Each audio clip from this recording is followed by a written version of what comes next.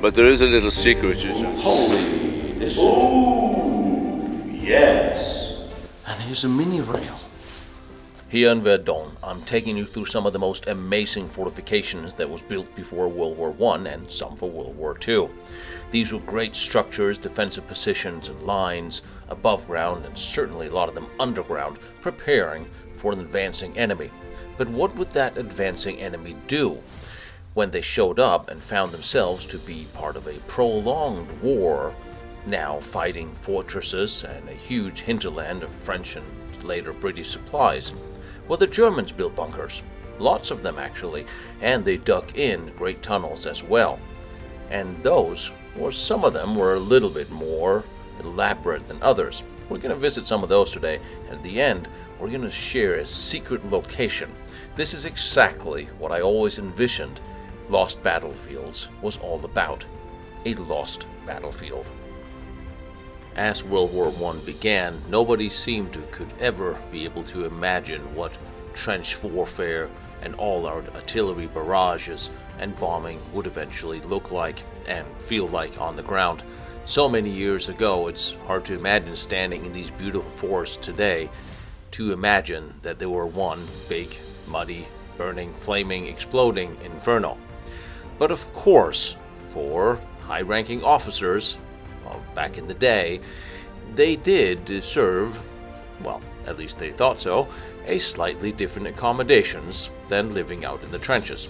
And as the Germans had taken the high grounds around Verdun, they eventually had to start digging in. They dug trenches and they built headquarters. And one of those we're going to visit, Crown Prince Ruprecht's headquarters, or his bunker, which is quite something of a novelty, I will say. The Crown Prince himself was born in 1869, the first of 13 children. Through his mother, he was related to King Charles I. Of course, he was sent to the military academy and became a major general by age 31, but was not by all accounts handed this rank just because of his royal heritage. He was a diligent soldier. He was also a bit of a playboy, until he married his cousin, who tragically died in 1912, only at the age of 32. Her death greatly affected him, and he threw himself into the military and became commander of the Bavarian 6th Army. He fought several campaigns against the French before being put in charge of over 1 million men, and he led the final offensive against the Allies in 1918. There's a lot more to him, and one day I'll possibly have to do a special on him. But in 1916, right here, he was headquartered. The general staff here, initially under Kronprinz Ruprecht of Bavaria, they set up their base here with all home luxuries. They had bunkers covered in protection 6 meters high. You walk down staircases into them. They had trompe-l'oeil paintings on the walls. They had little fireplaces, little stoves, a little alcove, a window alcove where the general could sit at his desk and read papers, etc. Filled with all the furniture they'd pillaged from the surrounding French countryside. They're only a couple of kilometers behind the front lines, so therefore this place had to be very, very heavily protected. As well as the 6 meters of protection above each general officer's bunker, you've got protection trenches all around, you've got troop shelters, etc. Little light railway supplied them with everything. When the 77th American Infantry regiment came here, they found, no, there'd be a division, sorry. They found all home luxuries. Inside, they were amazed. And outside, there was a vegetable garden, flower pots, a recreation area for bowls or playing ball games. The Germans had fled, leaving it all behind in September, October 1918. The Americans were astounded by what they found. Was it ever shelled during the war? Almost must have been. Well, I'm not sure the French army knew that this luxury headquarters was here. Otherwise, they'd have shelled it continually. I mean, all right, 6 meters of, what shall we say, bedsteads, farm gates set in hastily constructed concrete, covered in sandbags, is not going to resist a 400mm French railgun, is it? No. So afterwards, all the... Well, it's completely abandoned. Because it's German, of course. Why would the French spend any money on preserving and restoring a German monument out in the middle of the woods where anybody can come here? Well, here's the thing. Ah, yep. There's an actual thing. I was afraid that everything was just dirt mounds. No. Ah. It's dirt mounds facing the French, who then didn't know what else was here.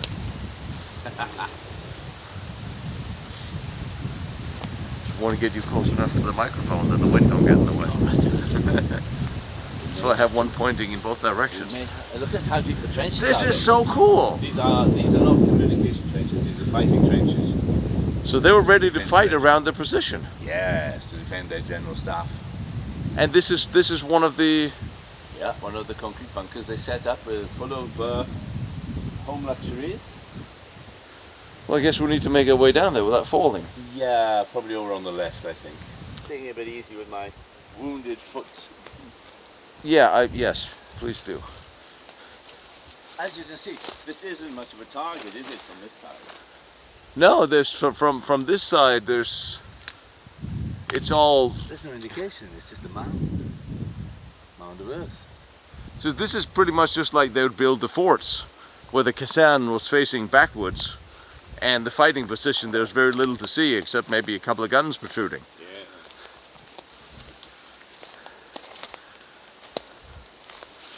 This is an amazing site, and as I say, completely abandoned. I mean,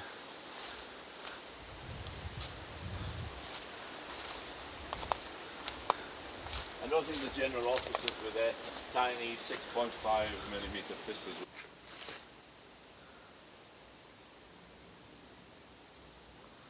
there's a little rebar in there. Oh, yeah. Oh, and they built it with a design. Yeah, They actually- Oriental pattern. They actually built this with a temporary World War I trench with design. Yes, to be a comfortable living space. I mean, that is the most ridiculous thing. How could you take the time to build this with arches and everything? Because you're a general, you should build this thing. Yes, sir. Jawohl. Herr General. I just love that. What do we have here? Is that writing? Yeah. Well, okay, so, wait a minute, that says 93, isn't it? No, wait a minute. Does that the 29? 19. Oh, 89? Could be 1929, August 1929. No, it's 19. It's probably 1989, the 80s. Well, see, this is where it gets hard because there's a lot of stuff written in here, but... But look at the walls are painted in yellow. Oh, yes. There's a red line on the top. Isn't that pretty? And then I'm guessing you'd have had a periscope up here, maybe. No, that's a chimney. That's a chimney. Yeah, there'd be a little stove there. All home comforts. Get past the middle one, past the alcove window for the general's desk. Someone's written titty over there now. Yeah. I have no idea what that would... Oh yeah, there's another stove. Look, there's a fireplace. There would have been a brick fireplace with another chimney. It's in quite good condition. It actually is, abandoned for nearly 100 years. Another stove, look. Over 100 years. Could be 103. 103 years, yes. Yeah. Incredible. They built to last. No kidding. Yeah, for the little stove, even the little stove have a little design. Yes. Cut. Yes. Here with the pipe at the back. Brilliant. So this was the general's. No. This was. Oh, so this one. The one in the middle, I think, is a general. Oh, because it's got a little alcove window for his desk. A bay window. A bay window. Store or something. Oh no, that's another door. It is, isn't it? Oh no, no stores in here. It's only comfort. Nearby, of course, would be the wine cellar with the champagne. Troop shelter. It looks like it could be a bloody good shelter. No, it's a dugout.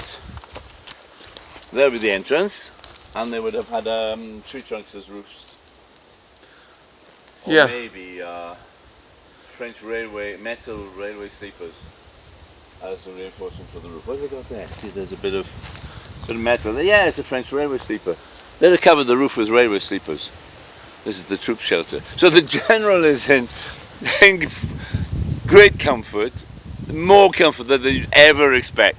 And the poor old troops are living out here in a dugout Right next to him. in the wet forest. Yes. Extensive trench system. It really is. I don't know how you would protect this place if you did. There's no way. I mean, you got to get rid of the trees that are on top of the actual structures because, yeah, that's what I mean. That's that's where the first trouble starts. When the associations take over forts and cut down the trees, they'll get the permission from the army. Yes, and this is another dugout. yeah, this was quite deep too. And there's a building over there. Yes. This is a guard post here. Ah. It's not as ornate as the general's building, is it? Second lieutenant would be good.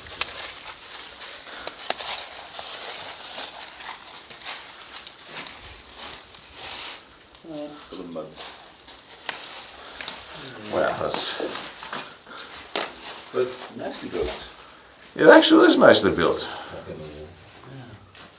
Yes. Again, the stove there with the hole. Through the roof. And you had wood in the walls for attaching things to. Yes. Hanging up your uniforms. Exactly what you would see in World War II. You would see the same, built the wood dowels in. Right.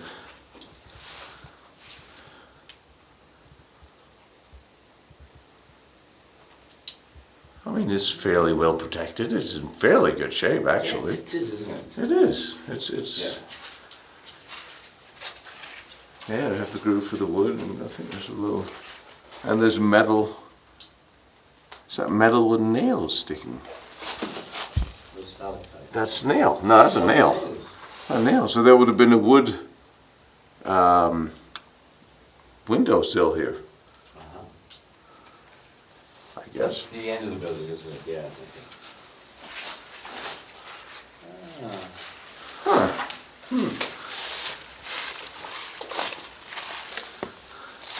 And then the trench just goes on. Towards the railway station.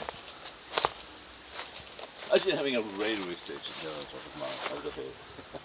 So, is Sure, is there anything to see of it? No, it's just a. I have a map at home somewhere in my file. Map or a sketch map. But a lot of the roof protection has been taken away. Yeah. Bits of metal, concrete, sandbags.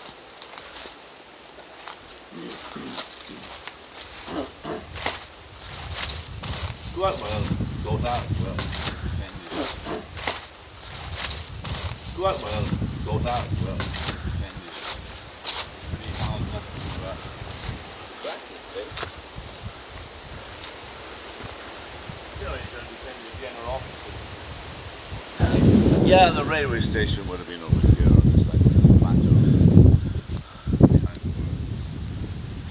Yes, yes. Oh, so it's that close.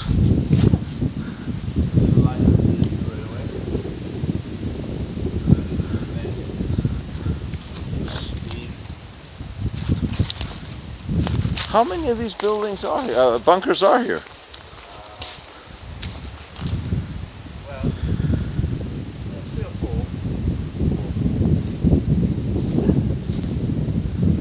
4. With another troop shelter next to it. That's a steel beam that's sticking out there. Yes, it is. Yeah. These may have been storage areas. I don't know. I have no idea. Can't tell now. Since they've been completely destroyed, leaving just the hole. Yeah. Now this is built of blocks at the back.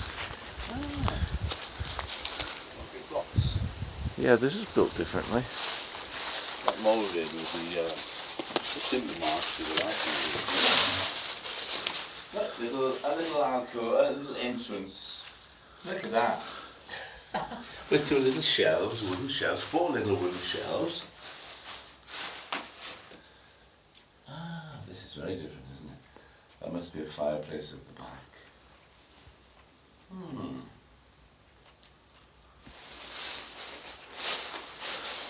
Yeah, there's sort of a little chimney there. Yeah, these are for the lower ranking officers because they have painted the wall, they plastered it, look. But there's some good deal of rebar up there. Yeah. I mean, Blocks for the walls dug in the ground. Because don't forget that the earth around gives quite a lot of protection, and then or disguise anyway. yeah, but look at this. I mean, this is not insignificant. And what's that? Is that post or what is that's? Look like a typical military placard. LAHD, LAHR. Ah, that's a military unit that's come in here. I wonder what the initials stand for. LAHR. Well, it's not Liebstandard Adolf Hitler because unless they can't spell their own unit, right? So, I mean, the letters are there, but not that order. Yeah, there's a huge chimney here with corrugated pipe going up. Yeah. It's just interesting because the roof is rebar, but it's set on stone and. Yeah, look at that, the way it's angled. Yeah. Yeah, that must have been cast in place. I mean, of course it's cast in place, but it's set on stone, which is kind of interesting.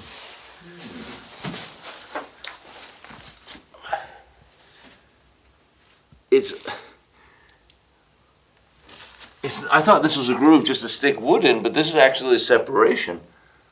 This is an actual separation. There's nothing. It goes. There was probably wood there, but it's rotted away, hasn't it? Yeah, but this goes in. This goes in deep. This is not just. Yeah, it's curious, isn't it? Yeah, it is. But there are 4 slots for wooden shelves on the way in. Oh yes. They disappeared, but there's one left. Then another 3. And look, that goes between the stones as well. Look, there's the evidence. Yeah. The wooden shelving. It's almost hollow. This is how is this even possible? It's like there's no weight rests on this. That's true. These are actual separations. They're not. Well, yeah, here we have the wood. Yeah. This is over 100 years old. The wood still looks decent. Yeah. Luckily, otherwise the whole thing would come down a few inches towards our heads. This is very interesting. How and why? Well, I've never seen anything like this. No. This is the Bavarians building it, you see. They had different ideas, possibly. Why have they pushed the windows out? Look at that. So just having them face there, they put a wall outside the window. Very weird. Ah, trees been growing out. This is weird. This is interesting. Well, it's unique. I've never seen any other German construction like this. No. So it's Bavarian. Yeah. So we know who But to. they kept their beer supplies. Probably that's probably it. Yeah. Yes. Perhaps they'd got they'd had quite a lot of beer before they built it. Look at the construction. It's very complex, isn't it? It is. And it's, at least the roof is 1.5 meters, Yeah. maybe even 2 in some places. Curved at the corner. Oh well, curved at that corner, not on that one. No, because there was a building next to Yeah. a storage place. There's a lot of little details on this thing that you wouldn't expect. Very weird. Like you see the general's quarters. With the king. The ride along the ridge, the Haute Chevauchée. All the ladies, their pomp and glory, and it's Tunnel K of a series. So they just named Kaiser. Yeah, it's not like you would ever have been there. There's the little bay window. Customers. They cut down that tree. Look at that vandalism. They cut down the tree to fall on the German shelter. Typical French. At least they cut it down. Right. Tree. Yeah. That is. Storage depot, or perhaps a little guard pusher, who knows. A dugout next to the general's luxury quarters. That road, was that there at the time? Well, the Germans abandoned all the roads and relied on the military railways. Yeah, it was. But when the Americans turned up with their little 4T ambulances, they couldn't get along anywhere because the roads were full of shell holes and the bridges had been blown. The Germans used the railways instead.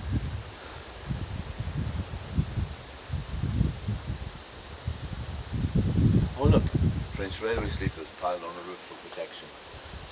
Yes. The steel ones. Yeah, the cast steel. Oh, they're still there. That's the important part. Oh, you gotta. Well, you never see anything like this. No.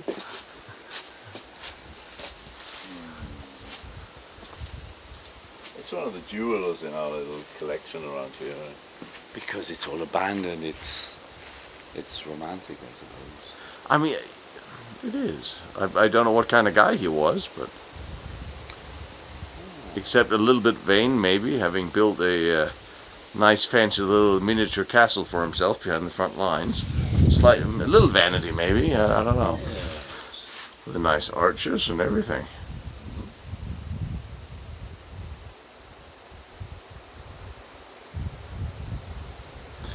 And here again, the separation, sort of, in the walls. Again. Well, this is brick. And then this was maybe poured in several. Oh, holy hell! Yeah. Look at Just like home, or back home. Oh, he actually carved out ornate details in his bunker. Yes.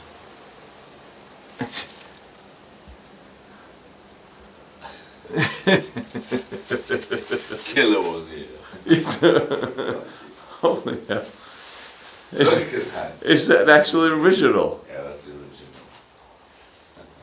Oh, and the roof and everything. I love it. Yeah. Just sitting here in the woods. There's a chimney here as well, look. Big fireplace, Big fireplace, yeah. And then there's a hole in the wall. Was that a different room in That there? may have been an escape route. Perhaps. Yeah. But isn't it facing the general French line? Yes. But I think that's a boat hole. Probably with iron. Oh, well, ornate wood gates probably. But you see, look, they've got the fireplace, standard feature, right? And then, of course, this looks like something out of a medieval chateau. Yes. A castle. It's a little touch of home. He was used to this.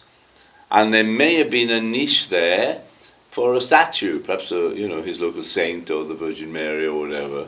Who knows? Did we ever is there any photos of what this looked like at the time? Unfortunately, no. shame. Yes. Well, he probably has photos of it. He probably sent photos home of his bunker. Yes.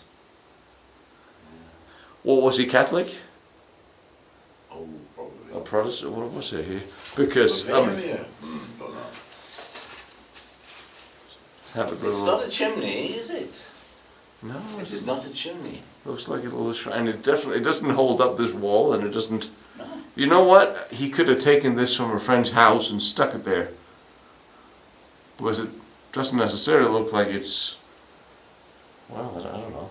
That is really strange. Is that a Well, it's a great, it could be. It could be. It's metal. It's sooty.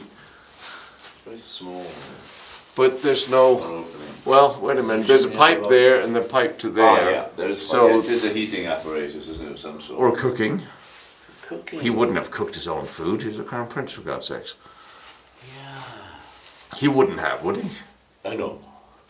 But it's funny because this more looks like an afterthought the way it's stuck in under here, because it's not made to fit with the. We call it a roof beam. Don't know what to call it. Which is again sculpted. Yeah. All the ceiling is sculpted here. Very nicely. This really is very Mystery object. Definitely. Something the Bavarians did that no other Germans did and that needed a little stove like that. Very strange. I wonder if in his papers somewhere there's not some photos or something. This would have been plastered and this has eroded. I'm guessing is why it's cracked, but this is built as a sectional. It's built in sections. It must have been. Otherwise there wouldn't be an even crack throughout.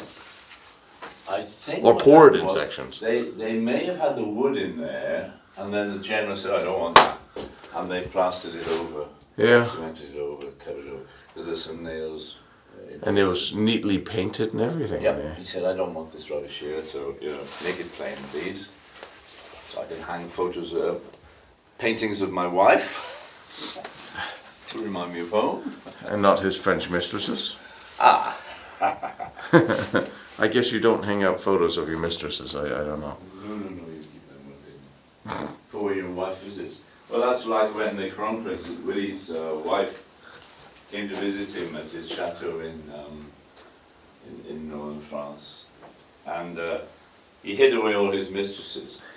But the French got wind of the visit and they laid on a bombing raid. And Willie was so incensed by this insult that he levied a fine on the town of Stenay of several million Reichsmarks to make up for the insult. And the mayor said, "But you've stolen everything, all the cows, the pigs, the sheep, the milk. We have nothing left." He said, "I don't care, you pay or else." And so poor citizens of Stenay had to go to a Swiss bank to obtain a loan to pay the fine to the Crown Prince. They finished paying for it in the mid-1930s. Really? Yes. I mean, they bombed his wife. That would piss me off too, wouldn't it? Yeah. I mean, Yeah. But the citizens of Stenay did somebody gave away the, yeah. Well, see, they did. It was their fault. Totally. That's what any judge would see it that way. It was only the charity of the black and white movie stars that saved them from starving to death. Really? Yeah. After. No. During the First World War. Oh. The south of Belgium and the north of France were dead. But the Germans pillaged everything to live off the land. Yeah. And they even went into they stole all the paper, they stole all the ink, they stole all the soap. The French had nothing. They had no clothes. They lived in the ruined, the underground cellars of their wrecked houses, or the house the Germans had rebuilt. But the war was never supposed to have lasted this long. It was supposed to be home by Christmas. Yeah, exactly. Every Christmas. Yeah. So the film stars, Mary, what's her name? All back in the World War One. Mary Pickford, and the rest. They rented ships, and they filled them with Food, clothes, shoes, soap, paper, ink. And they sent them to Belgium and Northern France. They saved the people of Northern France. That's interesting because the story of World War One was always that the French population wasn't starving. No, they were actually starving to death. But of course, these were the French that was in occupied territory. Oh yeah, they had lots of food, yeah. But the Germans fed off the land, and they took all the cows, the pigs, all the milk, everything. But the parts of France that was not occupied, they were not starving. No, they were fine. Yeah, they were very big, large agricultural zones. Yeah. So when America entered the war in 1917, the ships couldn't continue under the American flag, so the charity became Spanish, which remained neutral. But the big problem was that, because the Germans themselves were starving and running out of everything, and so they laid their hands on a lot of the supplies, unfortunately, which was natural, I suppose. I mean, the Germans were taken from the French, and the British were blockading Germany, and everybody was trying to starve everybody. It's and the civilians fall between. But the big problem for the German troops when the Americans came over, when they carried out their last offensives of May 1918 on the Western Front, they were completely demoralized and gutted. They found all the food supplies sent from the States. And what did they find? They found chocolate cakes in the stores. Not just bully biscuits and corned beef. The Americans had enough shipping capacity to send chocolate cakes across the Atlantic, and the Germans just stood and stared at these. And they thought, well, the game is up. If they can do that, and put aside shipping capacity for cakes, then we're doomed. This bad effect on morale. Well, wasn't it Moltke who promised that unlimited submarine warfare, that America was never going to make a difference because all the American ships would be sunk? Wasn't that he who said that? I don't know, but he was. I don't know if that was. No, who was the chief of staff? That was that Moltke? Falkenhayn was here. Falkenhayn was out at the end. Hindenburg, Ludendorff. Ludendorff, a bunch of crazies. So there's another one down that way, to the trench. Yeah, there's a one. Wow. I mean, now you're actually getting the trench experience. This is actually high enough that you can actually see that you can't see anything. Yeah. And then you have to have the firing steps, which are eroded away. Yeah. They would have been built of wood. Well, here's the barbed wire still here. Oh no, that's fence. That's farm fence. Really? Yeah, you've been to the Butte de Vauquois. You've seen the World War I German. Yeah. It's vicious stuff. Yeah, this doesn't look good never. Perhaps somebody tried to seal off this area, with the idea that this is it.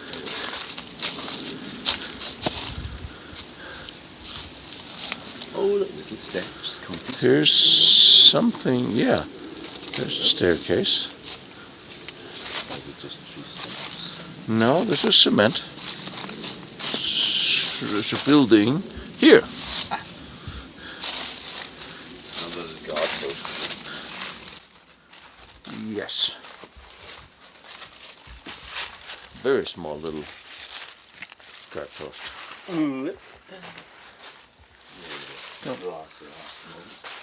Ah, yeah, the roof's come down over there, doesn't it? Yeah. Oh, but look, there's Yes.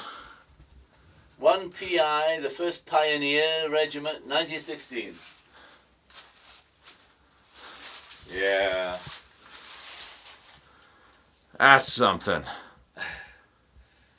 Shame that their part has fallen down, the bit they signed.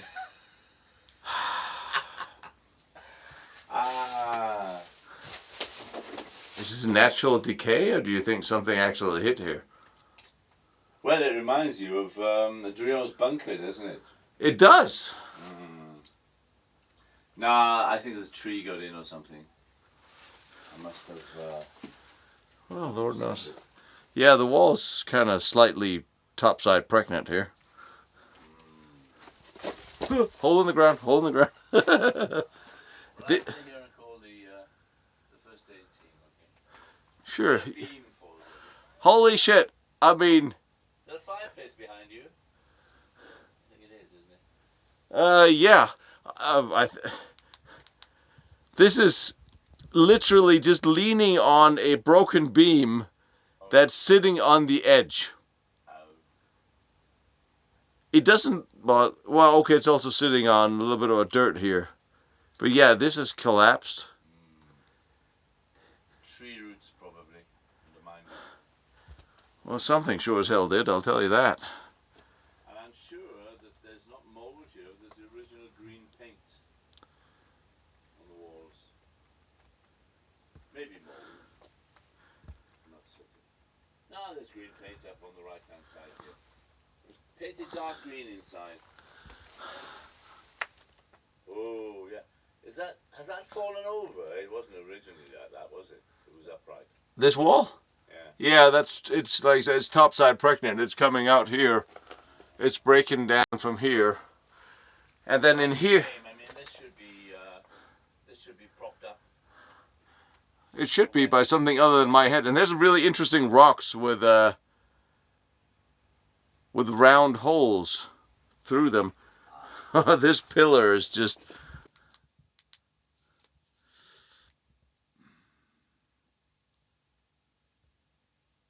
Ah, look what's happened. The wood has rotted away here, and the pillar on one side has collapsed, and that has started the destruction of the roof. Well, at the entrance to where you are now. Yeah, I think the roof has partially come down here, and then in behind here, I think there's another room in here. All right. In behind this wall. I'll take your word for it. Yeah, you don't need this. You don't need this coming down on your head. And there's wood and beams and wood and beams. And then there's these large cement blocks with round holes through them. And this pillar is literally just held up by... It's sitting on the corner, is resting on the center of the... It's like, why am I in here? Yes, that's what I'm thinking. The outside corner pillar is cracking as well, it's buckling. Yeah, this won't last many more years, I suspect. If one of these trees comes down on it in a storm, it'll be gone. Yeah. Well, and here's the hole I tripped in, I don't know why. Oh. Yeah, this is cemented roll hole. Oh, drainage. Drain, probably. Well, that lovely, that plaque they've moulded in place. First Pioneer Regiment, 1960. Yeah. I mean, I Beautiful. This was, you see, they started building this at the end of 1914. So this is a later addition. This little building here. There's the green paint. Yeah. They're in the forest, so it's all painted green inside. I will say, when this building comes down, we should probably dig up that stone and rescue it. Yeah. Definitely. Yeah, The pillar on the left is buckled with the wood rotting. there was a very nice wall. It was a nice wall with a banister. Oh yes. There's a little banister here. Wow. I mean, this really went all out. And this is the entrance stone. They did 2 pillars. That's what that was. Monumental entrance. No kidding, yeah.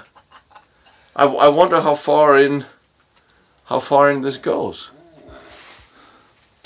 I couldn't imagine them letting the troops actually sit in muddy hollows when they've got so many concrete buildings. But then it is the army. Yeah, because it goes way back, doesn't it? Yeah, I wouldn't actually want to walk on the roof of this. That would feel terrible if it came down under my fat butt. Destroyed it, Yeah. Another little dugout place. Ah.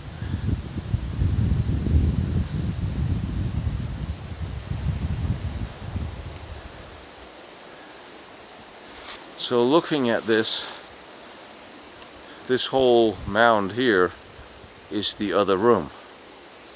I'm guessing. This one's quite a bit bigger. than I thought. But you really can't see how it's been how it's sort of collapsing. Oh yeah, that is very seriously degraded, isn't it? Yeah. But the thing is, this goes backwards deeper and over to the left further than you can get inside. So I think there's definitely another room in there. Major collapse there. Yeah, I was in there. I wasn't in there. Because I was standing next to that pillar looking out. So there's another room. And underneath this dirt mound is the rest. And there's a hole. Yeah. I didn't mean a shell. No, you'd see if it's smashed, not just collapsed. That is a collapse. Yeah, it's a collapse. If it was a shell, it would have been burst outwards. Major railway line.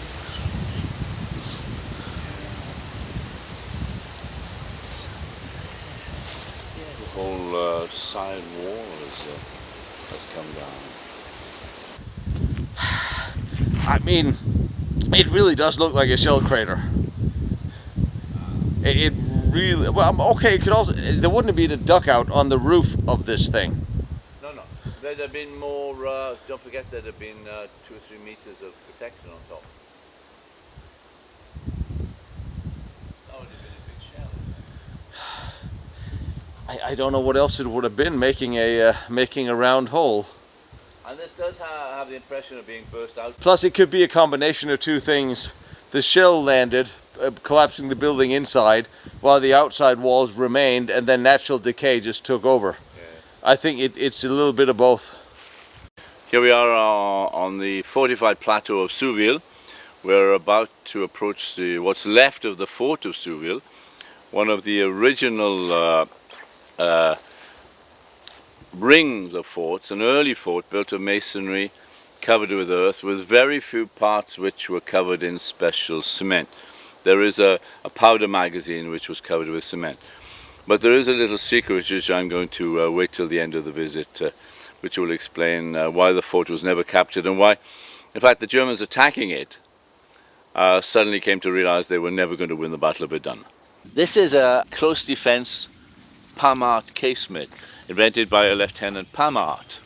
And instead of building a big block with a machine gun turret in it, you dig a tunnel out from the fort and you place one of these Pamart casemates to contain 2 machine guns. It has 2 openings, 2 firing ports, and the machine guns pivot either in one direction or the other direction. And there are shutters which close the one you're not using. All around the big holes, because the Germans obviously knew where this thing was, they couldn't run away, so they were firing at it. There are big shell holes at the back of it. Now, look at those little round dots on the forehead. What do you think those are? Well, they're obviously not. They're not part of the construction. They've come and added themselves to it afterwards. They're lead shrapnel balls that have embedded themselves in the steel. A shell exploded not far away, and it was a good hit. It's a good hit. They got it on the forehead and not in one of the eyes. And yeah, you never see that anywhere else. I mean, what was this, cast iron or something softer? Cast steel. Cast steel. Yeah. So they would actually, that was why they would be able to embed itself. Yes. No, I definitely haven't seen that. And it doesn't fracture, it's malleable as well. Yeah. And inside is the mechanism for holding the 2 Saint-Étiennes. Is it open? There's an entrance back there. You can't really get in this one. There's a second one a bit further back. That's a hit. Yeah. Like all of these. Yeah, that's a 42 centimeter again. Yeah. There's a zigzag communication trench that goes out there, and right next to it is a big hole like that. And you think if any guys are running past, they would have had a serious headache. I mean, you think sitting in this little 2-man bunker with this thing hitting right next to it. Oh yeah, you're gonna need some aspirins after that, definitely. Yeah. It's amazing. This whole area has just been one big floating battlefield, and the front line was liquid for 10 months they fought here. But it was liquid in the sense that it wasn't a stalemate.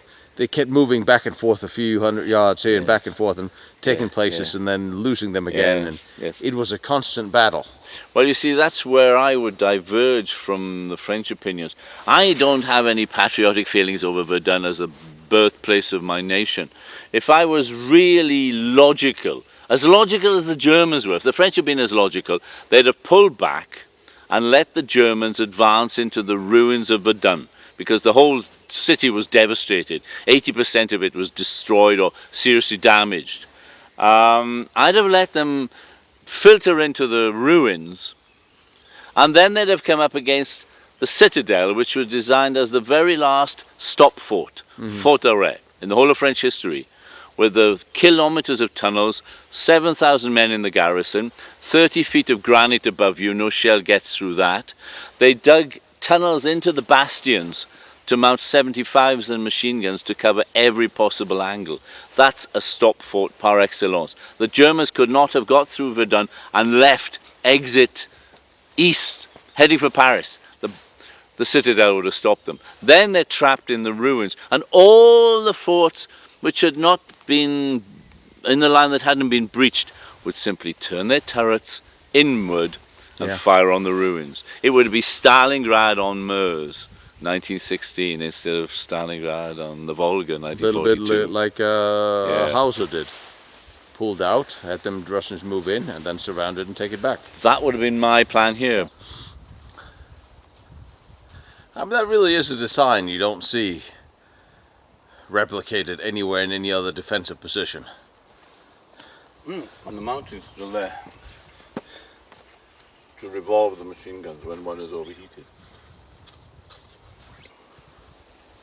Captain Palmart knew what he was doing when he was designing the embrasures, the firing ports, in his cupolas, because he set these little sort of right angles, can you see?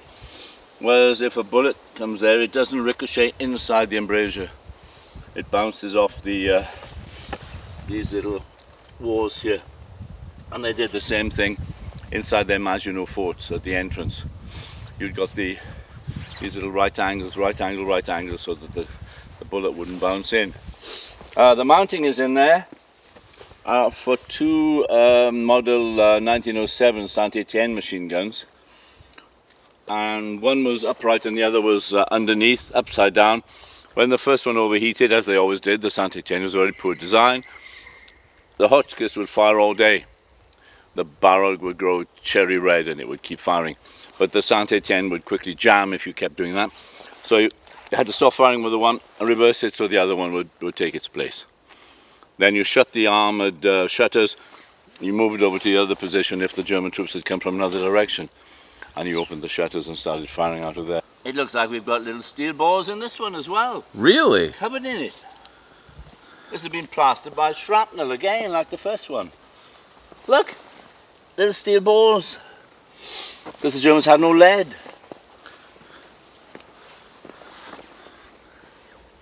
Oh, yes.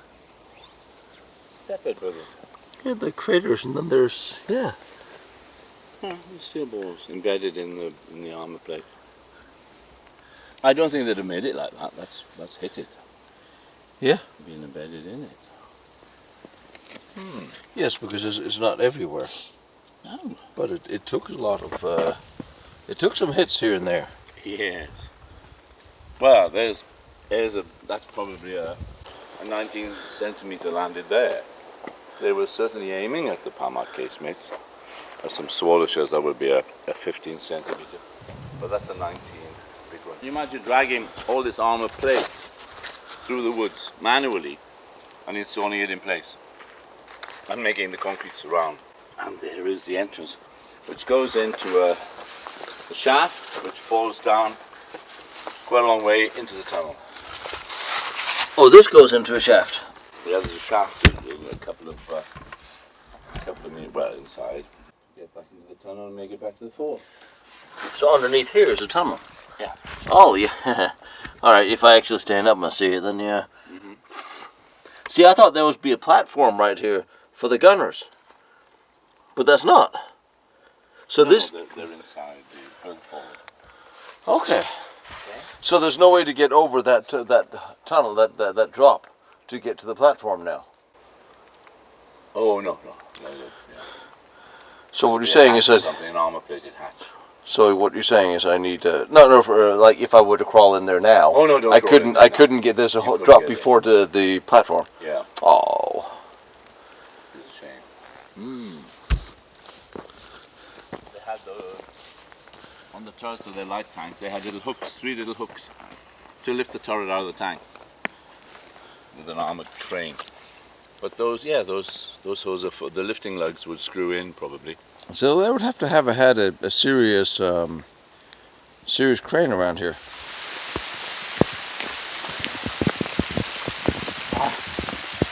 Right, ditch comes in from that angle. Ditch goes off there to the left, and here is a caponnier which defends the ditch. This has been very somewhat exploded and eroded, hasn't it? There were 38,000 shells hit the fort. The stone-built caponnier sticks out like a sore thumb into the ditch. And the French very quickly realized that this was a serious mistake. When they tested their fort against the modern artillery shells, their masonry forts, the caponniers were very easily destroyed.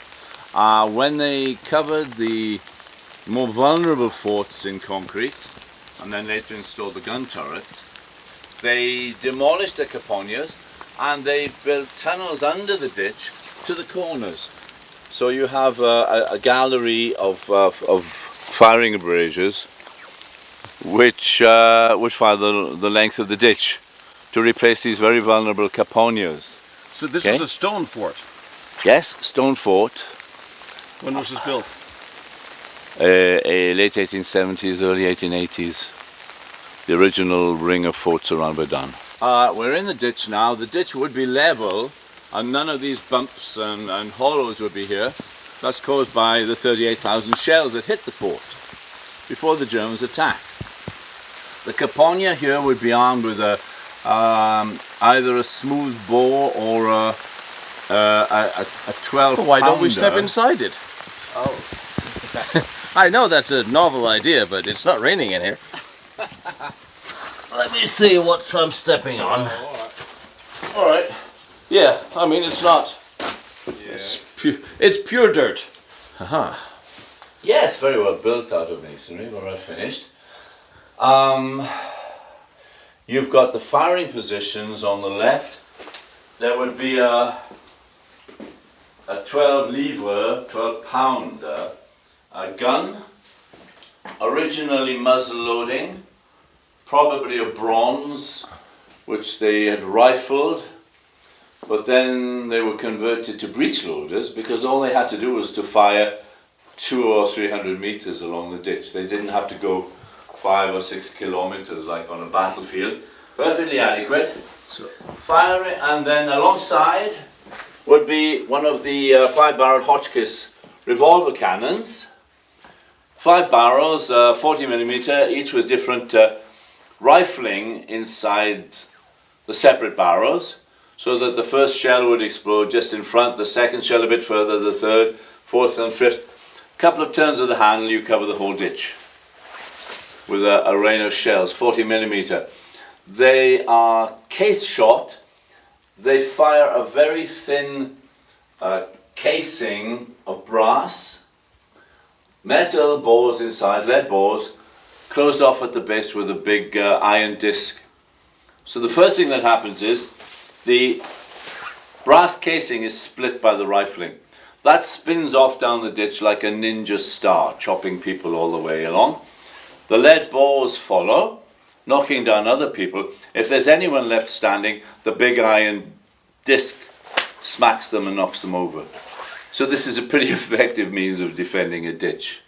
And it sounds like it wasn't even intentional when when that weapon was created. It sounded like it was sort of a test that just sounded like this worked. Yes, Benjamin Hotchkiss set up the Hotchkiss family. Benjamin Hotchkiss set up the factory here in France I think he was the son of the head of ordnance during the American Civil War. He came over here to sell weapons of mass destruction to somebody else. Sold them to the Germans as well. The Germans had Hotchkiss revolver cannons in their fortresses too. 37mm. 40mm so that the Army and the Navy, who used 37mm shells, wouldn't come here and pinch the revolver cannons out of the fortresses in case of need. A very astute move. They tested each rifling on the firing ranges to find out which was the best to use for the ditch. And then someone had the bright idea of keeping all 5, so they could cover the whole ditch with a couple of turns with the handle, which was a very astute move. By accident, really. That's what I was thinking. It sounds sort of like it was. Yeah. Up there above the firing ports would be space for the smoke evacuation. Really? Oh yeah, from the rifles. Yeah, when they're firing. Was there? So there was light. There was light here as well. There was a. There would have been oil lamps. That's the tunnel which goes into the fort itself. Oh, I shouldn't have said that. No, you shouldn't have said that. Oh. Okay. 2 more firing positions that have been covered up from the outside. Beautiful masonry. Yeah, this would be for rifles. They might have mounted machine guns here later, the wretched Sandy cans, but the revolver cannon was certainly efficient enough to do the job. So I'm guessing this tunnel ends right here.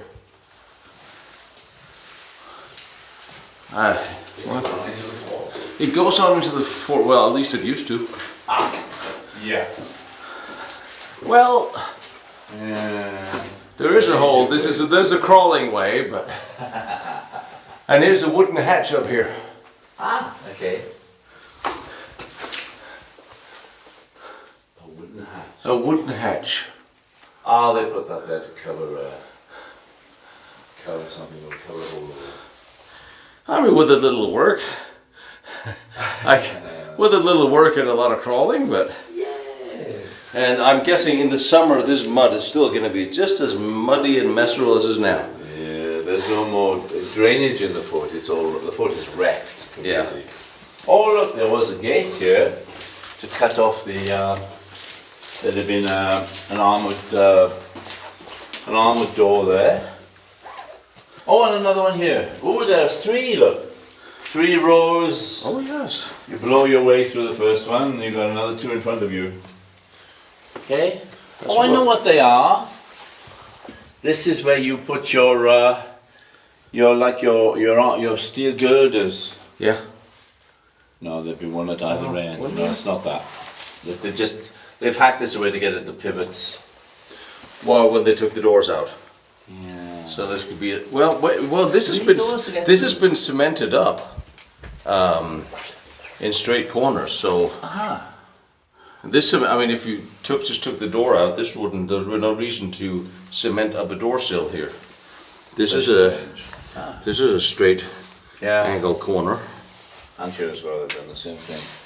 Oh, strange. The same thing, yeah, same thing here. Because they never came back after the First World War to rehabilitate this fort. It was just completely wrecked. The inside. Yeah, that's fascinating. I've never crawled in here before. Well, with groups of old age pensioners, you don't bring them in here. One would slide on his backside and have to be carried out in an ambulance stretcher. Ooh, nice stonework. It really is. Nice up this. Yes. No expense spared. All they needed was to cover it in concrete, and the fort would have survived. That is lovely. And then there's the 2. What are these storage or arches or what were they? No idea. Oh. Munition storage, not very big, but. Yeah, you'd need somewhere to keep the shells when you're the 12-pounder or the 40mm shells. Preferably something bigger than that. Well, you don't know how deep they are. After they've covered up.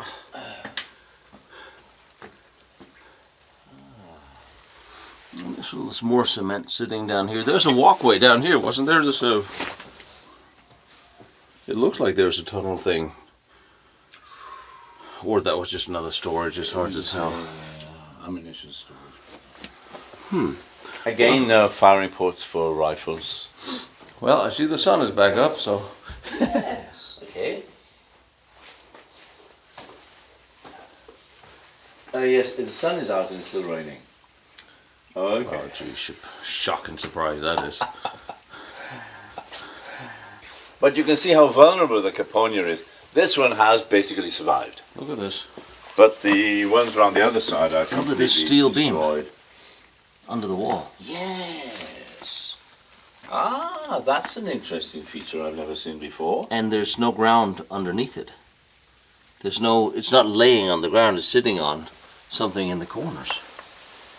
Because there was swampy ground and they put a beam across to hold up the Caponia. And this is not much, this is almost identical to what it would look like with an archery firing slit. Yes, it is. It's just, our archery slit would be, what, twice as high, and that's about the same thing. Yeah. Yes, and someone's put a little religious symbol in there. Yeah. And then carved a little cross. That tree was growing in here? I don't know, it's a rock. Okay, that's nice. But that entrance is going to fall down. Let's be blunt. Because there's nothing holding it up there, except it's wobbling a bit. Well, we all are sometimes. Gravity. Now, I want to show you what's left of the walls of the ditch. On the right, we have what's left of the escarp. That is the inside wall of the ditch, which is the fort proper. On the left-hand side, there would be the counter escarp, which would be an identical wall, which has completely vanished. It's been blown to pieces. Yeah, there would have been nothing on the other side. There'd be a wall like that just there. Once upon a wall. Yeah, completely disappeared. And this would all be leveled. There wouldn't be humps and depressions. There's an umbrella for the camera. Yeah, no kidding. Yeah. And see the big holes in the escarp blown away completely? Oh yes. Oh, disappeared there. Okay. So there's nothing left of the counter escarp. Yeah, way down there. When we see the BCA, we can find a big hole to fall in. So this is the corner of Yep. the ditch. This is the corner of the ditch. The corner stones are there. What's left of the corner? It's just amazing to think underneath all this is the rubble that used to be a wall to a fort. Two walls, a wall on either side. Yeah. On either side, yeah. Completely destroyed and overgrown. Now Like what it's did you... an Iron Age hill fort, really. It does, it does. It looks like a dirt fort, yeah. So what did you say? Run up the stairs and fall down the halls, what you said? Alright, There are more holes over there to keep you happy. Oh, and more rain coming down. Hang on. Put that back up. Ooh, I see a Right, thing. now, there is the entrance, and again, there'd be revolver cannons and machine guns in there to fire down here. Okay? So again, we're dead meat if we're in this part of the ditch. There's the other ditch, yeah. If there really was a ditch, it still remains. I see a thing.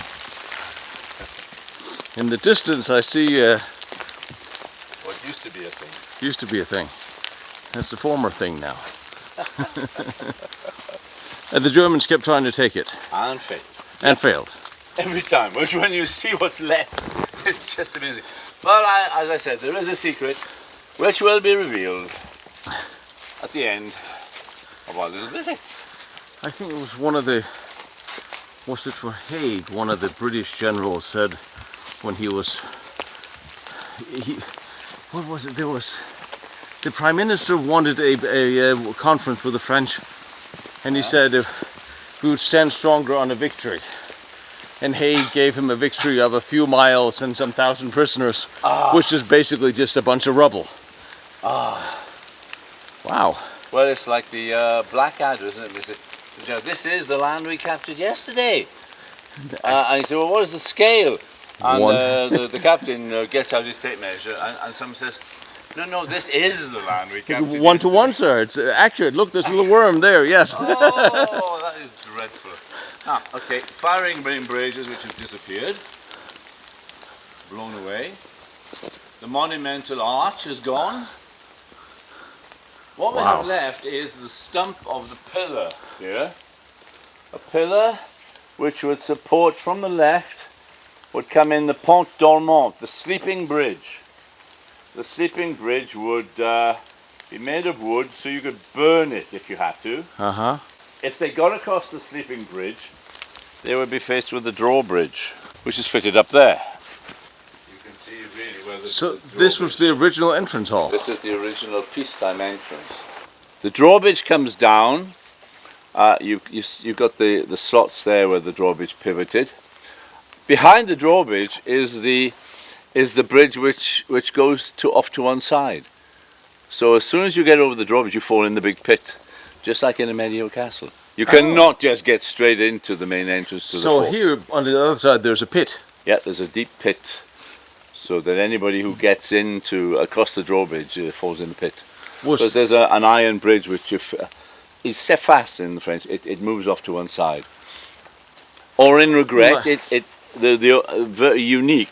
It pivots upwards, which was the only place I've ever seen that. But Yes. most of the bridges, they displace off to the side. Was this a Brialmont design, or Sorry? was it a Brialmont design? No, fort, or- this is a Série de Rivière, 1870s. Well, that was the same period as Brialmont. He designed fortresses all over Belgium. Yeah, Brialmont. Yeah, Brialmont, but yes. Well, Brialmont cement was rubbish, and the system of putting it down in 3 or 4 layers was a disaster. If you're going to make cement, you want it as strong as you can, with not as much sand in it as Brialmont used. He was cheated by his contractors, and then you want to lay it in one big block, a homogeneous block, as we saw at Dormont, which Yeah. surrounds the turret. It's a gigantic block, molded in one piece. So is this the regimental crest of whoever was here? That is a British artillery unit came here and put that little... Really? Yeah, I don't know who or when. The Royal Artillery symbol.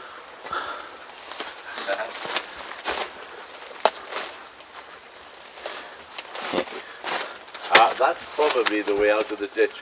If you survive the fall, you can crawl out through that hole there. Other side. All the forts were built to a relatively standard design. And the Germans knew all about them. Of course. Well, nearly. There'd be a big iron drawbridge with a balustrade on either side. Fancy, curly, wobbly. Ah, beautiful Iron pit. design, though. Lovely. Yeah. But that's what you get when you don't cover it in concrete. Yep. Someone comes along with a bigger gun, blows it to pieces, and you say, oh shit. But they knew that already from in the 1880s when they invented the... Yeah, they did. The fort is in there, right? Yeah. It's not. Yeah. We're heading to another corner. Now that'll be a 19 centimetre. There's a big one over there. They knew the entrance to the fort was there and they plastered it. As if they hadn't done enough damage. Well, So the corner of the fort is about there. That must be the corner where it disappears off, okay? so what was this? An octagon, or what was this? Pentagon. Pentagon. 1, 2, 3, 4, 5. No, there've been 6 sides. But one side is in a V. No, it's a pentagon. 5 sides, but one is not straight. It angles into the entrance. And suddenly we turned it into a geometry lesson.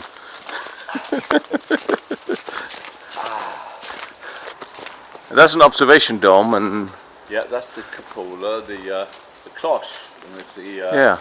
the officer commanding the turret would send his orders for targets. But this is outside of the fort. The fort is behind us, right? Yeah, this was put at the time when they were adding turrets to the fort in 1905, they had this old Bussier turret left. And they said, well, we'll repair it. We tested it. It was one of the turrets. They tested cupolas and turrets on the firing range, and they thought this was a very good design of turret. They thought the cupolas were not really that good. And of course, if we'd have got into the Fort de Frouard, you'd have seen the only remaining Mougins cupola. They took it out and they lowered the whole thing by one complete story and then put it in a dish like a Maginot turret. Really? It's in a saucer. So it becomes a racing.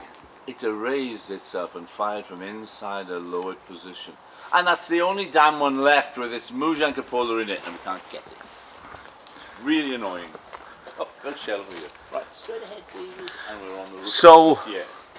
so were there tunnels from the fort to these? No. Oh, you would imagine they were, but no, they're not. They're not. So these were actually an independent fighting position. Yep. We've got a Pama cased over there, and we've got the turret.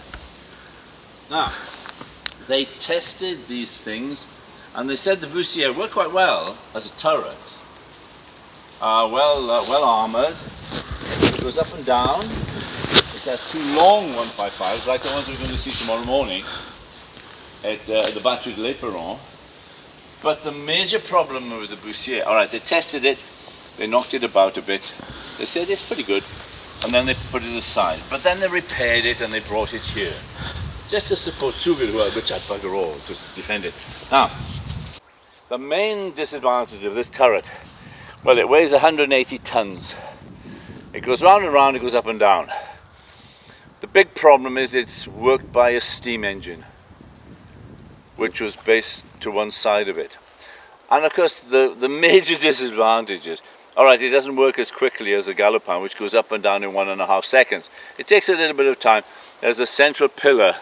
It pumps up hydraulic pressure in oil to force it up, and then releases the pressure to bring it back down gradually, instead of a bump, gradually with all the gunners inside. But the moment you light the boiler and the smoke emerges, no forest around here, remember, the smoke emerges and all the Germans go and hide because they know you're going to start shooting at them. Not to mention they start shooting at the smoke. Exactly. And you see the results all around, like the big hole there. So the turret fired about 500 shells during the Battle of Verdun until one of the gun barrels exploded. The second one was still in action, but they took the smashed gun out of the turret. They replaced the steam engine with an electric motor, a generator. Was this done during the battle? Yes. Or, really? This is the latter part of the battle. And then they put it back into action with just its one gun in the turret. But the battle was virtually over by then. This was after Ludendorff and Hindenburg had decided no more of Verdun, we need to get out of there. Well, I'll show you where and why that happened in about 5 minutes, okay? And how it happened. So the Bussier is a prototype, which they decided to use. I'm sure the Americans came here and tried to stick a charge on it to see if they could blow a hole in it. That didn't work very well. But imagine bringing this thing through the woods on a little light railway. It doesn't... I mean, all right, it's in segments and you bolt it together, but those are pretty big segments. So is this bolted together? Yeah, it's bolted together. These are the bolts that hold it together. On the Galopins, you get those holes filled with lead. Yeah. But there you've got a gigantic square hole spanner socket which just screws the thing together. So these were in two sections? Yeah, it's in two sections. Two sections. I think these are indicating lines, look, with arrows to show where it's pointing to somebody outside it. It's in two halves. You've got to drag that through the woods. And then you've got, look at the armour around. You've got the side plating of the turret, and you've got the voussoir, this thing goes underneath our feet. Yeah. The metal section there. The parts are gigantic. And full of dents, so Germans were shooting at it. Oh, they were shooting at it, all right, yeah. But there's nothing going to damage this thing. It is literally immense. Yeah, it's been hit by a few large things that didn't go through. Yep. Well, the French had tried to destroy it, and their firing range, and they had to succeeded. Yeah, it's been hit here. And yeah, one of the nuts has been damaged. It's a monster. I'm assuming the guns are no longer inside. One gun is still inside. One gun is still inside? It's still inside without its breech. It's so annoying. You can't fire blanks out of it. But you'd have to get the damn thing to go up in the air anyway. Yeah, otherwise the blanks would... yeah, of course. World's largest pipe bomb. Yes. It would just blow back into the rim picture. Yeah. The monster. And it did do a certain amount of damage. So that's the observation for this? Yeah, that's the cloche, and the palmart which defends it is behind the trees over there, the third palmart. Okay. So how do we get in here? Right. We slide down. That sounds like it. I mean, it's amazing to see 100 years later how everything is just one big crater. Yes. Yes, it's shocking in a way. I still think it's interesting that all this is outside of the fort. How much is left of the fort inside? You can look it up on the internet, and there's some guys that can go inside. They've laughed, they've taken photos. But from inside, from outside, there's not a whole lot left. No. The fort is indefensible. That's the problem. Yeah, we have. Wow. So when was ammunition storage at Abri? There's like the palmart on top of it. You see how much of the palmart there is? Look, it's a big block of concrete around that. Yeah. The steel. That one's untouched. I don't think anybody's hit it with anything. And here you have the special concrete of the French army, and copied from the Roman days. The Romans added volcanic ash to their concrete to make it stronger, and they found that made it, as time went by, it made it even stronger, even more resistant, which is why so many Roman monuments have survived 2,000 years. And they found the same thing with this. But in the south of Italy, the Italians have a quarry from which they still take volcanic ash. Really? To make their modern concrete. So is that what the French did here too? Volcanic ash? Volcanic ash. They tested Roman cement from their various temples and the Pont du Gard. Well, not too much of that. They didn't want that to fall down. In a laboratory to find out how it was made. And they said, hang on a minute, it's got volcanic ash in it. So they went to get some volcanic ash and they made their own cement. A secret of state. The problem was that it cost a lot of money, it took a lot of effort, and so they replaced it with reinforced concrete. About a third of the thickness. And if you go into the Ouvrage de Poitiers, you will see the results of that, where a 42 centimeter shell has hit the reinforced concrete roof and has bowed it downwards. The beds, which are not wooden, the beds are on metal posts up to the roof, and they have been buckled by the... And you would think that if you were in there in your bunk, if a second shell hit in round about the same place, that would actually go through. But if two shells hit this thing, then they don't do that much damage. A little bit of concrete is chipped off. Toilets are in there at the entrance. So is this just there's a main entrance? No, there's just, yeah, those two are entrances to the toilet. That's the main entrance. The stairs ahead of us lead up to the firing chamber. The mechanism is off to the left, where there used to be the steam engine, and there used to be the electric motor, which of course disappeared in 1940, I should imagine. On either side are dormitories for the gunners, and then you've got the ammunition storage. But there are several holes there, like the one that I nearly fell in about a week ago. We'll try not to do that again. I was talking about it, and then the guy said, hang on, Roger, just behind you is a big hole. So there would have been a difference. These were toilets? Yeah, the toilets. For the garrison outside, or? No, for the artillery. The toilets are not there? Yeah. Yeah. It's just the weirdest thing in the world that here's at the entrance to a fort, and there's the first thing you see is, well, the head. It's cat. Wow. Yeah. And these are the supports for changing the gun barrels. Yep. And then the big hole in the line. Oh, that hole. A torch will be. The guy lit up his mobile phone, and these are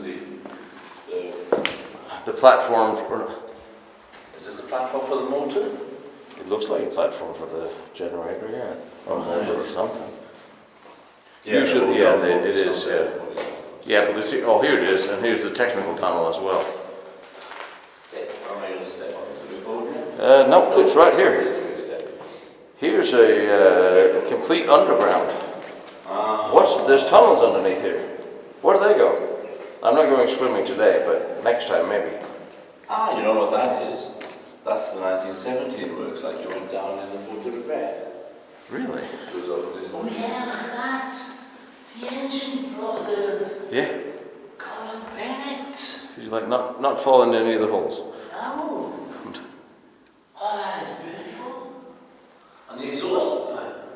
That would be the original tuning for the steam engine. Ah, like with the silencer halfway up, just before it goes. That's amazing. Oh, I didn't have a torch, I never been here either. Wow.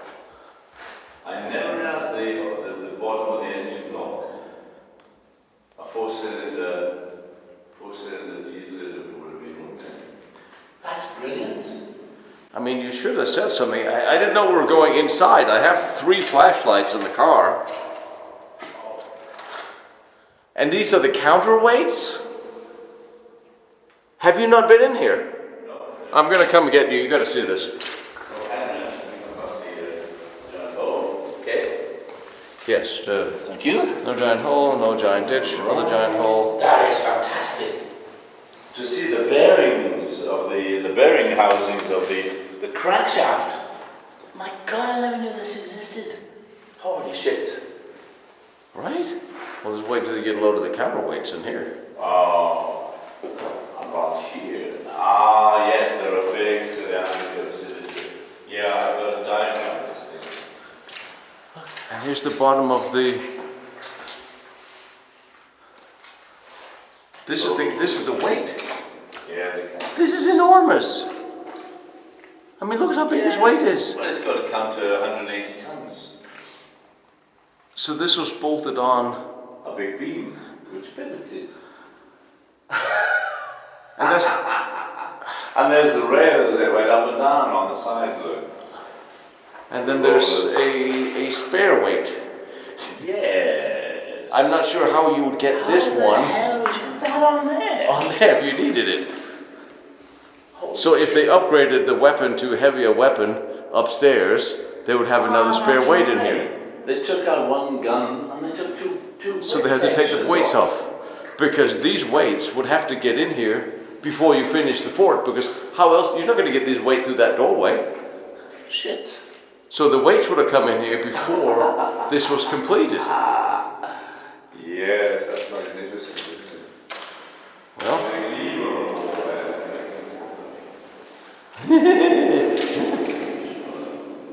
yeah, you got straight mud. Look at this. Yes. So we're walking in a circle, aren't we? Stalagmites on the floor. Of course.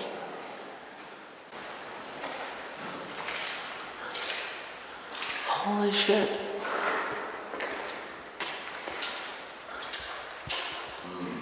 Wow. There's the turret up there. There's the turret.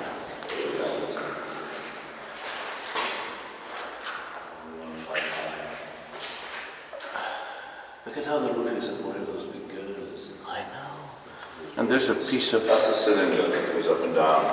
The hydraulic cylinder. But that thing. What is that thing? That piece of.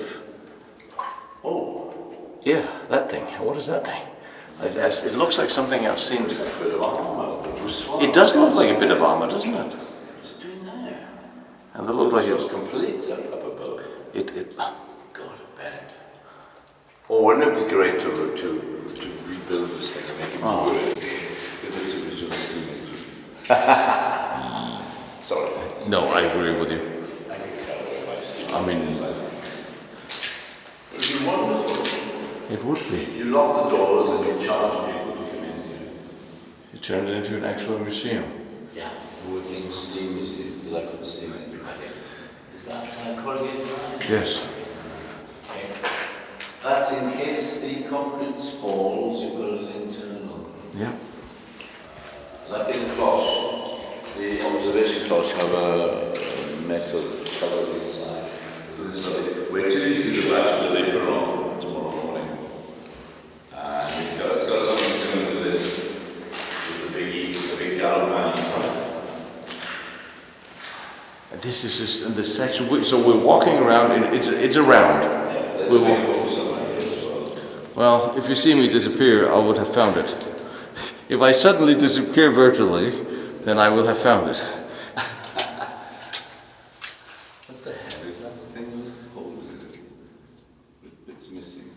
That's that's the turning mechanism. the turning mechanism there, yeah. I mean, and there's another piece of those things, yeah. Ah, wait a minute. That may have been the pressure cylinder that surrounded something, but Well, I have no idea. I have the drawings. We can have a look. so that's the munition elevator. That's the cylinder, and then there's this thing. Well, these things. That was. No idea. I have no idea. Perhaps the drawings will give us a clue. And there's that enormous fucking weight. That enormous weight is just. It makes the little 1905 Maginot Line turret looks like a little matchbox. Lego toy. I know. Oh, there's the bigger hole. The bigger hole. Yeah, here. Just down to the mountain. I'm guessing it's flooded. What is this? Is so thin. Well, there's a staircase missing. There's a part of the staircase. Okay. Holy. This. Oh, yes. And you know what that is? That's the 1917. Another tunnel, is it, to go somewhere else? Wait a minute. That goes towards the fort. Yeah, it does roughly. Yeah. When they installed the turret, they were going to build, weren't they? Yeah, they were going to build a tunnel inside the fort. They didn't get very far. No, that doesn't look like this was. Ow. Not to mention, where do you drag out all that dirt, and how do you don't have a rail for the dirt or anything? This would just be digging. Yeah. There's no mechanism to transport the dirt out. That would be something. What's those? Yeah, with picks and shovels and buckets. Fabulous. And look at this, hooks for the jacket for the uniforms. Yeah. That's still there. And here's another hole in the ground that is also flooded, significantly flooded. Yeah. I mean, if we can get a canoe in there, we could at least sail it. But the runs are still there, but this, look, all they need to do is to safeguard tourists with wooden covers over the for God's sake. No, we need to drain it and then build a small escalator. So handicapped people can go down. Oh, how cruel to think of it.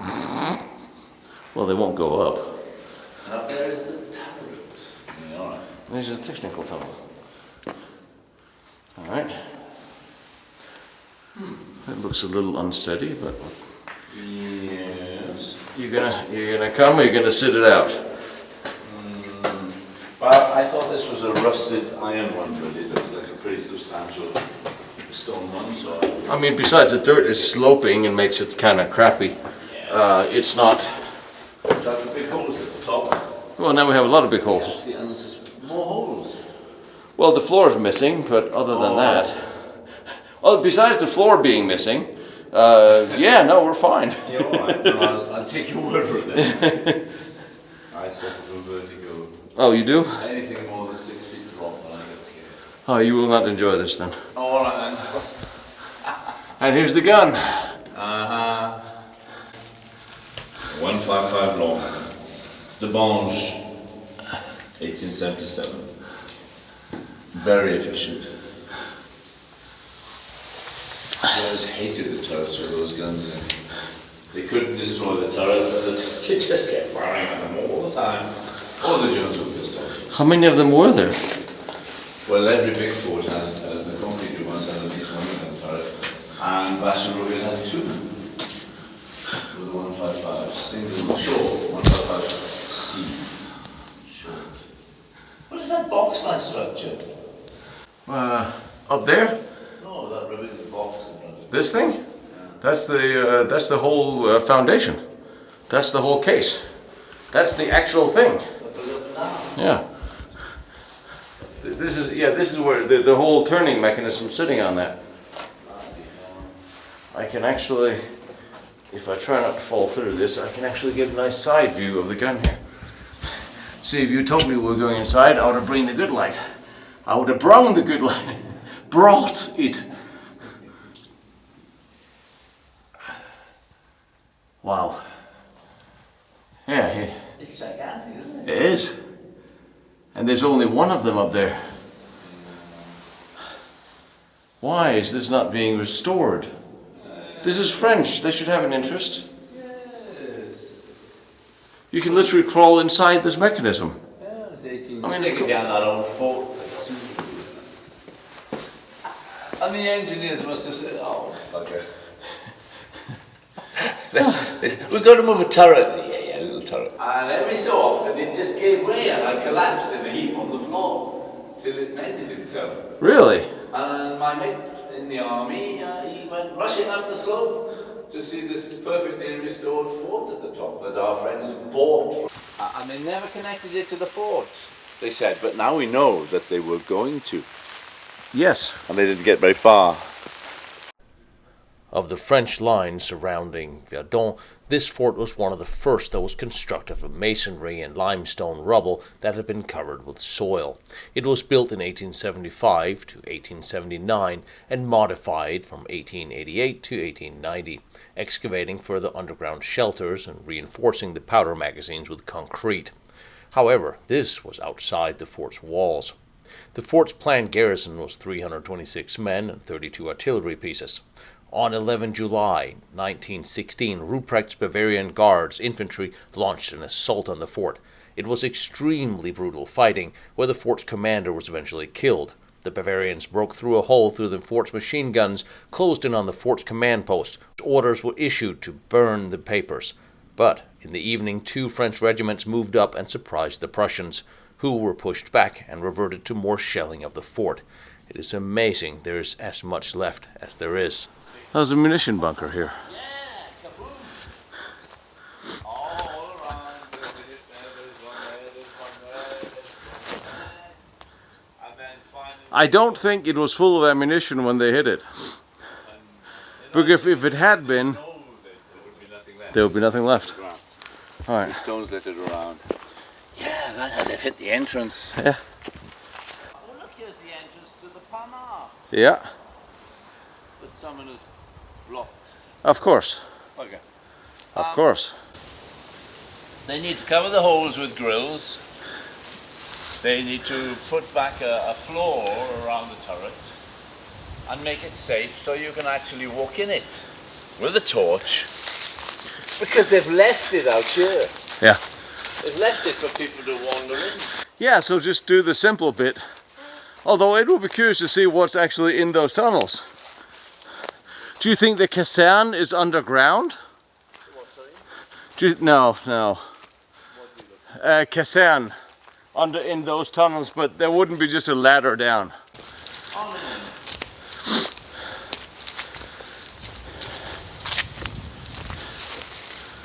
There may be magazines, but yeah, they are. No, you don't buy. They'd be the powder magazines. The shells would be up.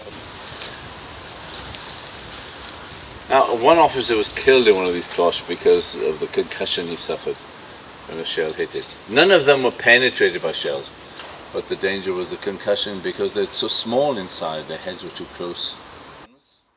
The 4 open back turrets, shields. I think it's the showers because of the partition holders. And I said, no, it's the top. And that it was a lot deeper. I mean, that must have plunged before going off. Yeah. And half the earth fell back in, and 100 years of leaves have followed. So that was quite a big hole to start with.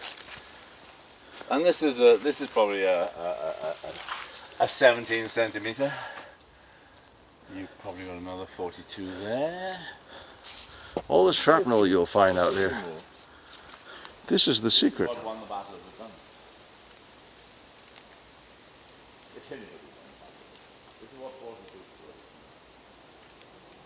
Here we have the reason why the last German assault on Verdun failed disastrously. It's the fortified plateau of Souville. This is one of the entrances to the fort. After the Germans had fired 38,000 shells at the fort, they launched their attack in June 1916. And they got right onto the roof of the ruins. And from there they could see the twin towers of the cathedral. So they raised their flags and they signaled, "Victory is in sight." And the Crown Prince, watching from afar, thought, right, the battle is all over, the game is up. Unfortunately for the Germans, each one who carried a map of the fort in his backpack. What they didn't know was the French had created an underground caserne, an underground troop shelter under rock, holding 300 men and their machine guns. So every time the Germans managed to get to the roof of the fort, suddenly, from nowhere, by magic, 300 fresh soldiers climbed out, set up their machine guns in the shell holes, and either killed them or pushed them back or captured them. And that's what happened on the last day of the last assault on Verdun. The 300 guys here rushed up the tunnels, manned the shell holes at the top of the fort, and again, to the German surprise, killed them or captured them or repulsed them. And the Germans, at that point, they said, look, if the French fight like lions to keep a ruined fort and keep throwing our men back, how are we going to ever break through and get into Verdun? At that point, they decided to give up. And that's because of the little secret troop shelter here that the Germans knew nothing about.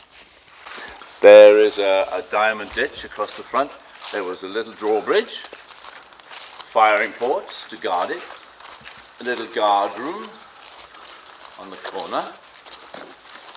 And inside there are barracks for 300 men and a tunnel leading up to the surface, well, several tunnels leading to the surface of the ruined fort. This is the diamond ditch. And if you fired at the embrasures, then if the masonry fell, it wouldn't block the firing embrasures, it would fill up the ditch. Standard practice even in Maginot. And there is the ruined tunnel leading into the interior of the fort. Is it collapsed there, or? Yeah, the city is collapsed in lots of places. And the drawbridge is missing. But this is fantastic, firing embrasures on all sides. Pretty difficult to get in here. And if they didn't know it was here, they wouldn't be looking. Exactly. Well, there certainly is a hole.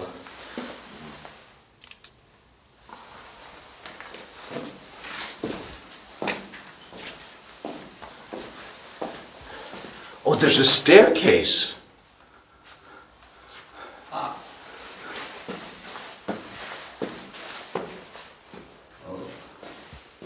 That leads up to the firing embrasures upstairs. Well, here's the bathrooms.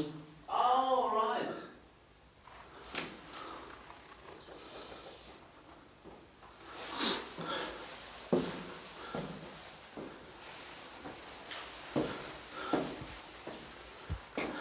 There's more bathrooms.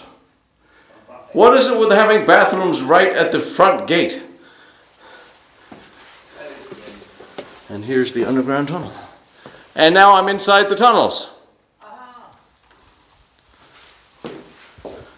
Which beats jumping the moat.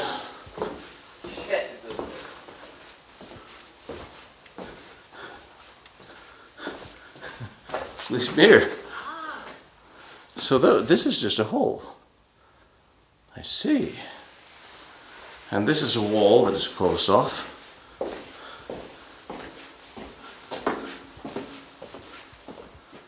And here for the other firing position. That's what the firing position would look like.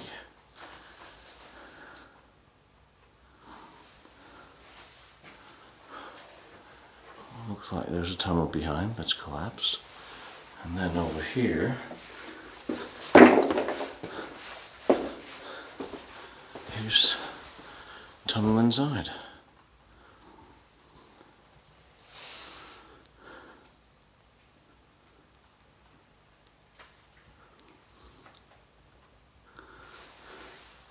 Gonna go for the walk. I know we're on a timer. I know.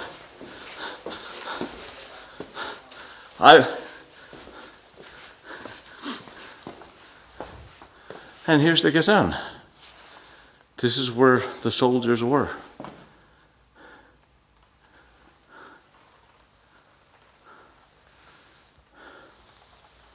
And here's another one.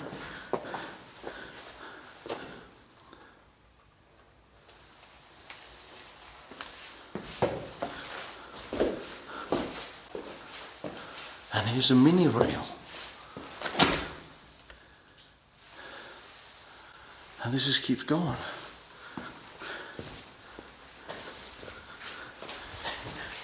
Always find interesting things when we have somewhere to go and someone to meet.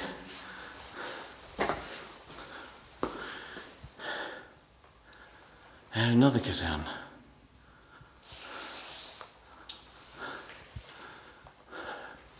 That is blocked. And here's another one. Underground barracks for the French soldiers, just waiting for the Germans down here underground. What an amazing place. And this is in good shape. And that continues. Well,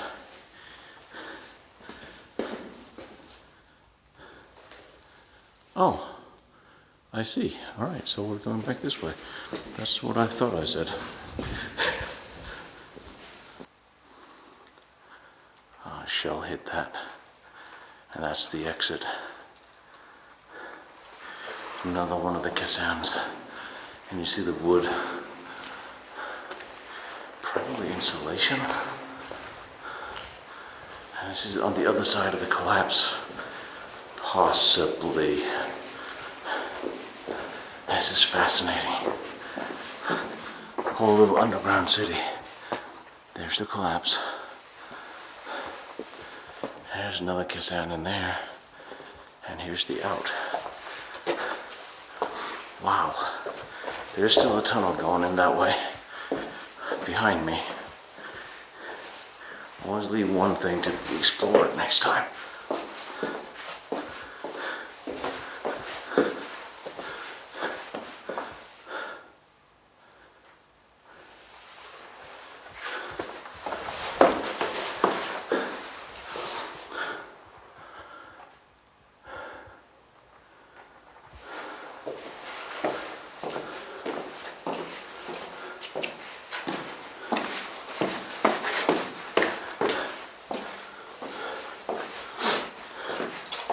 And the underground.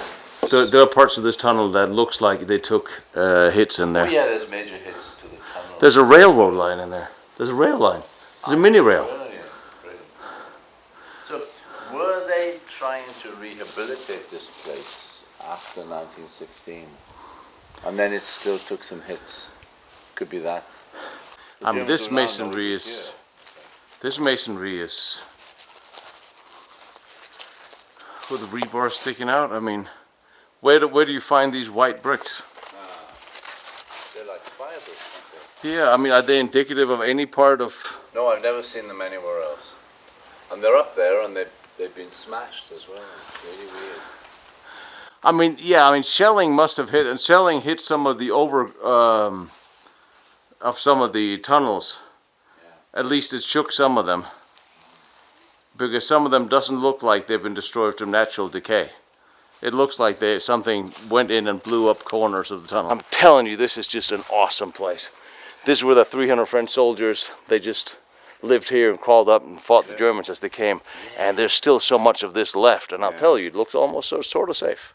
It sort of looks safe. It sort of looks like it could be cleaned up. You like the sort of, don't you? There's a tray to wash yourself. Oh, that! What the hell is that thing? There's an enormous block that's just hanging there. Well, no, it's supported by steel bars. Yeah, oh no, but you're broken away at the top. Uh-oh! only one of them. But what is it? Why would you hang up this block of cement here? And then look. It's strange.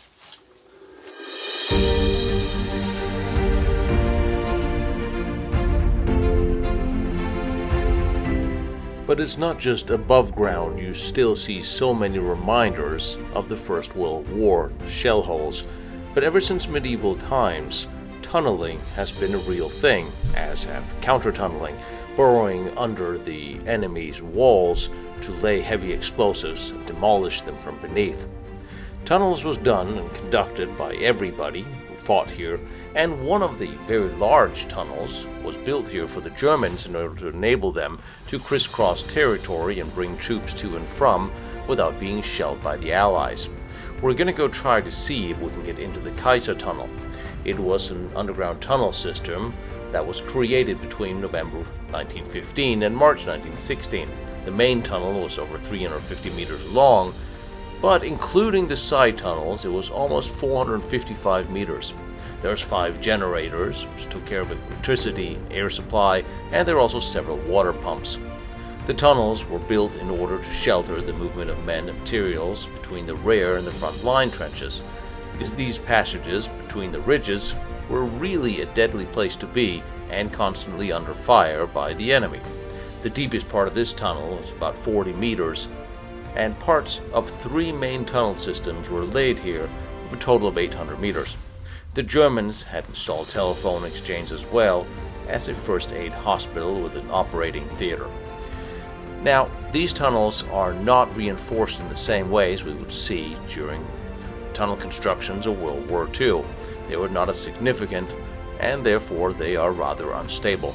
We're going to try to see if we can get into one of them, but at least I want to have a look and look at the area, because everywhere you go, there's signs of this war. Wow. Yeah, that's a nice big hole again. That is a nice big hole again. Like we saw at Les Eparges. About the same size, isn't it? Yeah. The cross is a nice touch. So this was another one of the mines they dug under each other's tunnels. Yes, at the top of the ridge. I mean, if the Kaiser Tunnel is not far, one would think this was a... I mean, one would think it would be a German trench, but then again, the trench lines were so close to each other, and the tunnels sometimes interceded, so it's hard to say. Those are all the units that fought here. Even Czechoslovak soldiers came here. The engineer battalion, Zapatori. What were the Italians doing here? I thought they were kind of busy with... No, the Italians sent some men here. They did? Yeah, because I thought they could barely do the... They were fighting on their own front. The Italians were responsible for a slight calamity on the road from Bourret to Verdun when the Americans were on the way up here. The Italians held the position at the base of the WW1. And one day they heard a big kerfuffle up the road. Someone shouted, "Tedeschi, the Germans are coming!" So they blew the bridge on their section of the road, and it was all a false alarm. So when the Americans arrived, there was this bloody great hole in the road and a big swamp that they had to put planks around to drive their little ambulances over. It's all in the medical reports by the medical services. And then the Germans, just a little bit further up the road, they thought, "Oh right, the Americans are coming." They blew up the bridge over a little river, and then the Americans had to put little planks over the swamp to get around there as well. They were really pissed off. But I mean, you don't say that the Italians did it from panic. It would be too cruel to say that. A lot of people did a lot of panicked things at that time. I don't think there's any shame in that at this point. Well, let's put it this way. The joke about Italian tanks that in the Second World War, they were made of papier-mâché, okay? And therefore they had 2 forward gears and 4 reverse. I mean, the Italians were not stupid. If they were in tanks made of papier-mâché, you would give, you know, reverse, driver, reverse. It's like the British. When the old veterans were playing the lottery, the bingo, all the old guys and gals were sitting there, you know, filling in putting the blanks on the little cards, and every time they came to the number 88, they wouldn't say 88, they'd say 88, driver reverse. And all the tankers would go, because you can't put a cross on a public monument, so they use a sword. What? Oh, A cross is a religious symbol. After the law of 1905, separating the state from church. You can't put a religious symbol. That's clever, isn't it? Yeah. Just blow up the bridge. So they would tunnel in from one side and place explosives in the bottom and then blow it up. Yes. And then the other side would do the same thing, and sometimes they would meet in the tunnels. Yep. And fight it out with picks and shovels and knives. Just like they did in tunnels for hundreds of years before. Well, trench warfare is medieval siege warfare. Yeah. Heading for the enemy's city or for I mean, that really was what World War I was. It was a medieval type warfare with slightly more modern weapons. Yeah. Except for the tunnels. Except which is just yes, but exactly as they did before. Yeah, exactly. Yeah, they've been tunneling for years, for hundreds of years. And the walls of Jericho came tumbling down. Joshua sounded the trumpet. And God. This is Wrecked. It's pockmarked, isn't it? With yeah, this is riddled with trenches and holes and. the madness of World War I. Madness. I mean, they even had truces during the Battle of Verdun. There'd be some fetid pool fed by a little stream, you know, with dead bodies lying in it. And they'd have to come down to get their water. So the Germans and French would say, well, Germans, it's your turn this morning, we won't shoot. And it's our turn this afternoon, and don't shoot. And they would have a little truce to go and get the water out of this fetid pool. So there was a lot of little truces going on that we've never heard about. The individual soldiers tried to organize themselves, as they did in at Christmas 1914, of course, Yeah. when they came out and shared each other's beer and wine and played football. Yep. As Blackadder said, I was never offside. And of course the officers came along, the staff officers said, you do that again and we will shoot you out of hand. Of course. Yes, we can't have fraternizing with the enemy. I mean, what would that possibly lead to? I mean, peace? Yes. Look, there's a trench that the path is built over it and it continues. All these pine trees, they are grown from seeds sent by Germany. Oh, this was part of the World War I reparations. Yeah. The Austrians sent the black pines to the battlefield of Verdun, and the Germans sent these different pines, which I hope are going to survive the little scolit better than the black pines of Austria. And look at them, they're beauties. Yeah. Planted by the Germans in the early 1920s. What was this? What was this? Difficult to say. Don't know what this was. Yeah, it's really strange, isn't it? It's, is it metal set in concrete? No. Yeah, there's a hole in it, but it doesn't look like it would belong here. That actually looks like a...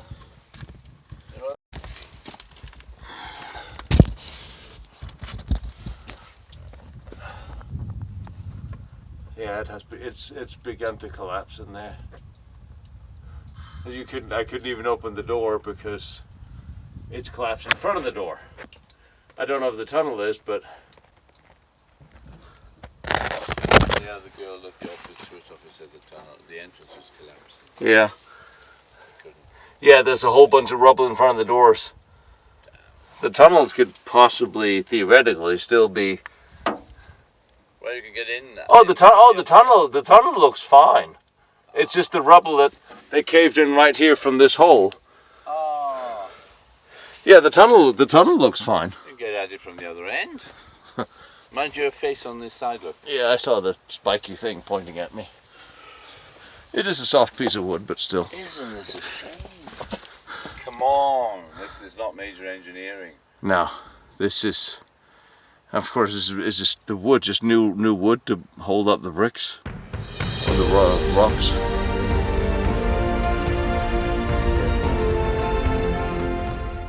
There is nothing I love more than secret bunkers hidden in forests. That is what Lost Battlefields is all about. But if you like secrets, wait till next time. You're going to see the secret German experimental bunkers. Behind me is Vanna von Braun's first test stand. Down the road is Deepness nuclear reactor. Over there is the Maginot Line and all its amazing forts. I'm visiting them all and I'm bringing them to you. So I really appreciate you like, follow, and share what I'm doing, trying to document all these important historical locations. And if you feel like you want to watch more pictures or documents that I use for these, go to lostbattlefields.com. And if you feel like helping me out with my travels, because gasoline and travel and airfare is expensive, my PayPal is there, protectionserviceint.com. You are more than welcome, but you don't have to.